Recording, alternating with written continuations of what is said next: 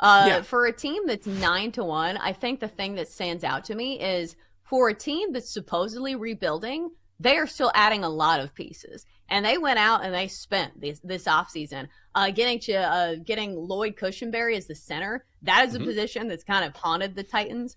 On the offensive line, the offensive line has been kind of a disaster. Some it's been injuries, but some it's just been the talent has not been there for the Titans. So that was a big upgrade. And then you look at the wide receiver room. Like over the past few years, I think there was a year that I compared the Titans receiving room to a bunch of Starbucks baristas, which maybe was a little mean, but still they were signing guys off the practice squad. Instead, this year you've got Calvin Ridley who comes in, who can come in and be a number one receiver. DeAndre Hopkins, who filled that void last year, he is going to be going into the season probably on the injured list. They called it a non-surgical issue where he's going to be out a few weeks with a knee injury. We don't know how severe it is, but it doesn't sound like a big deal. He should be playing for most of the season. And then you bring in Tyler Boyd as well from the Cincinnati Bengals. So immediately, this is a huge upgrade. Then you also have Tony Pollard who comes over who can catch passes as well. You combine him with Tajay Spears. Both of those running backs are kind of dual threats in the fact that they're good runners and also they can catch passes. So I'm excited for this offense. I think, that's the thing for me is for a team that's 9-1 to win the division, Hmm. I think it has a lot of talent coming out of the NFL draft. And, if you don't, obviously it puts your franchise underwater. But I'm excited for the Titans. I know it's supposed to be a quote unquote rebuilding year, Hmm. according to most people. But for a team that's rebuilding, as everybody is saying, they're still signing some good pieces. Like, that's the thing. If this was a team that was in tank mode, we would not see them going out and getting, big signings and trying to recruit pieces to improve some of the places where they need to get better. For instance, their defense just signed Quandre Diggs, a three-time Pro Bowl safety who is going to be coming to Tennessee. I'm excited for the Titans, but Jenks, when I look at the schedule, it almost makes me cry. This is one of the toughest schedules I have seen in quite some time for my Titans because look at the start. You start off with the Bears, which normally you would say, okay, it's the Bears, that's winnable. But no, they have Caleb Williams, they have a ton of talent, and it's in Chicago. Next, they get Aaron Rodgers and the Jets. Then they have the Packers, who Jordan Love ended the season, 18 touchdowns, only one interception. This team looks pretty damn good. Then they go to Miami at one of the most electric offenses in the NFL and take on Tua and the Dolphins. Then they play the Colts, who always play them tough. Then they go to Buffalo. Then they go to Detroit. And then finally, maybe the bleeding stops when they go play the Patriots. But as far as schedules go, this might be one of the hardest starts to the season of any team in the NFL. Yeah, I think he's going to be a fine quarterback. And I think that he is somebody relative to expectations. Like, it feels like nobody talks about Will Levis, which is fine. I kind of like that. But if you actually watch the games last year, the guy has a lot of fight. Like, he's Hmm. one of those players who are a gamer. Like, he's going to get back up after a huge hit and get right back out there and, dial it down the field. So I'm excited for the future of Will Levis. And I'm excited for him teaming up with Brian Callahan because I think it's very easy to say, oh, Brian Callahan had a lot of success with the Bengals because he had Joe Burrow. Not so fast, my friend. Do you remember who the quarterback was for most of the season last year? It was Jake Browning, their backup quarterback. And yet, the Bengals still won, 9 games last year? Jake Browning was pretty damn good. So if Brian Callahan can fashion that offense around a backup quarterback and make him look decent, I think that he will be able to do great things with Will Levis. Relative to expectations, how do we think the Titans are going to be this year? Do we think that they are capable of surprising anyone?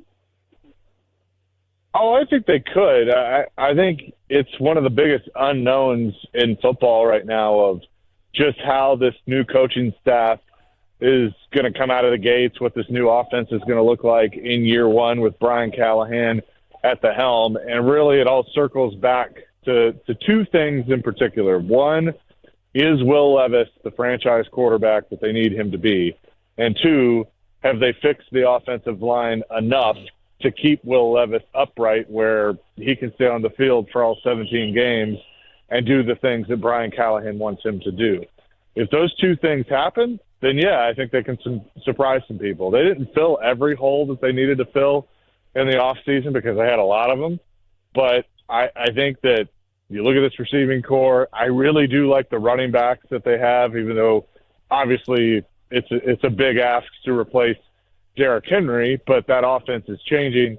They did a lot with the secondary. They got a pretty good defensive front. Pass rush, questionable. Inside linebacker, questionable. Obviously, right side of the offensive line, questionable.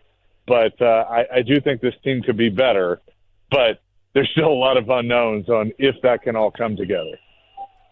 Chase, I know Derrick Henry is gone, but he was such a – forget about football just for a second, but from a leadership standpoint, from an identity standpoint, how do you replace someone who was just so synonymous with that franchise? Well, it's interesting you bring that up because I kind of feel like they have seen how much they're going to miss that in the first couple of weeks of training camp. You know, Jeffrey Simmons on the defensive side was one of those guys that was kind of looked at as stepping up and being a leader. And, you know, he's had a couple of, you know, practices where there's been some scuffles that he's been in the middle of. And, you know, he had an incident with a radio host that said something he didn't like and kind of let that be known. And so you've seen that leadership really be missed. And not only Derrick Henry, Kevin Byard's in Chicago now. You know, he was one of them. Ryan Tannehill is gone. So it's a complete reset when it comes to that. And you got a rookie head coach that has never really had to worry about that per se. And so I think they're really going to miss that. But Derrick was so great to deal with, like in the community. And we all remember, you know, that last game that he had at Nissan Stadium and then thanking the fans and kind of getting that moment. And that's something that means a lot to the community and a lot to Nashville. And so it's going to be tough to replace. Obviously, the production on the field speaks for itself, but Derrick in the locker room and Derrick in the community is certainly going to be missed. Yeah, I think everybody roots for Derrick Henry, even if you're not a Titans fan. He's just a really likable guy.